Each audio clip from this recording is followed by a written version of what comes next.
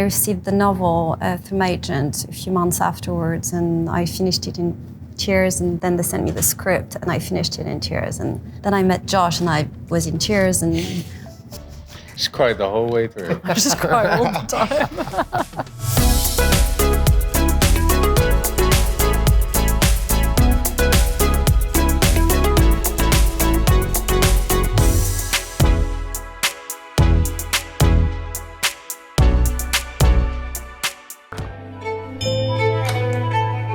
Not met like this before. What's amazing about the novel and the film is the fact that it takes place on this one day. And the thing that got me so excited was filling in the gaps pre that day. And actually, in my opinion, and we've gone back and forth about this, and I won't give anything away, but in my opinion, that day will have been something he would have thought about for a long time, and will have, thank you, and will have been, in some ways, choreographed in his head.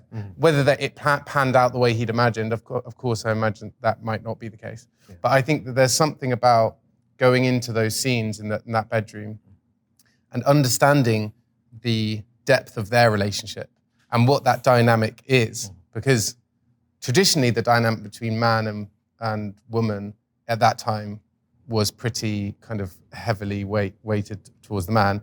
But also you've got this other class dynamic between the two of them. And then underneath that, in that room, once they're in that room, she has so much power over him, and trying to understand that, you know, that she is the key to unlock his emotional trauma, that he can't articulate his feelings and what's bubbling inside him. Yeah, all that stuff is basically Paul's story.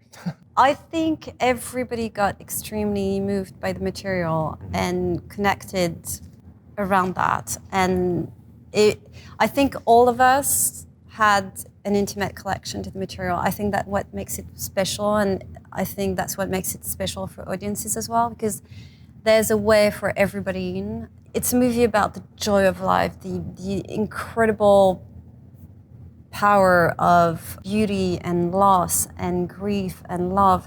And we've all lived that. And so, because it's well written, you know, Colin and Olivia and Josh and Odessa and me, we all were like, oh, you know, I relate to that in my own way. And they were extremely generous. You know, Colin was like, that's the only movie he did that year. You know, he was just, I'm here for you guys.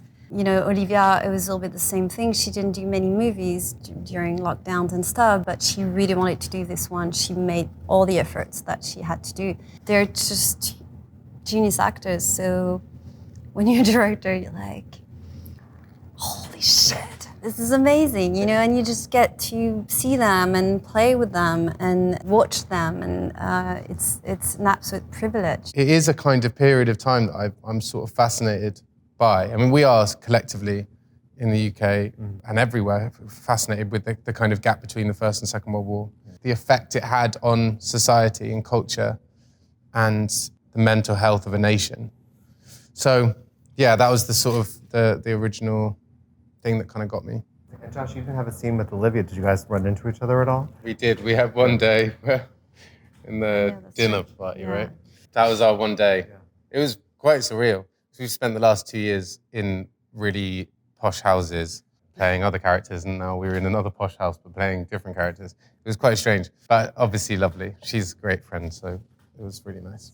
My process with Josh and Odessa was to show myself quite vulnerable to them, so that, I mean, correct me if I'm wrong, but so that they would understand that I was there for them and I was not, you know, just trying to get something out of them without being their safety net.